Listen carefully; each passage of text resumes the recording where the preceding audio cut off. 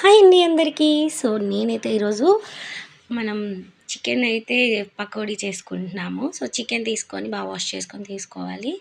So chicken తీసుకున్న తర్వాత దాంట్లో బ్లాక్ పెప్పర్ పౌడర్ వేసుకోవాలి.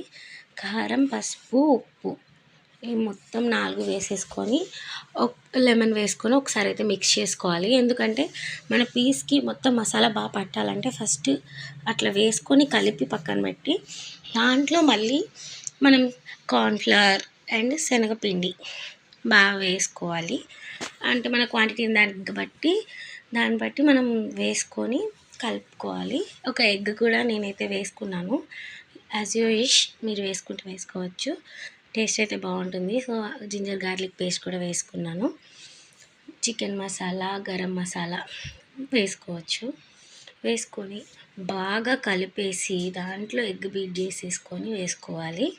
నేనైతే డైరెక్ట్ ఎగ్ వేసేసాను. సో కొత్తిమీర, కరివేపాకు వేసేసి బాగా మిక్స్ చేసుకొని కొంచెం సేపు క్లోజ్ చేసి ఒక 1 అవర్ 2 అవర్స్ లేకపోతే మార్నింగ్ చేసుకుంటే నైట్ పెట్టేసుకొని ఫ్రిడ్జ్లో పెట్టుకుంటే చాలా టేస్టీగా క్రిస్పీగా అయితే వస్తుందన్నమాట. సో చూడండి, నేనైతే తీసేసి వేయడం అయితే స్టార్ట్ చేసేసాను. ప్లీజ్ ఛానల్ని ఫాలో చేయండి, సబ్స్క్రైబ్ చేయండి, లైక్ చేయండి, షేర్ చేయండి, నాకు సపోర్ట్ ఇవ్వండి.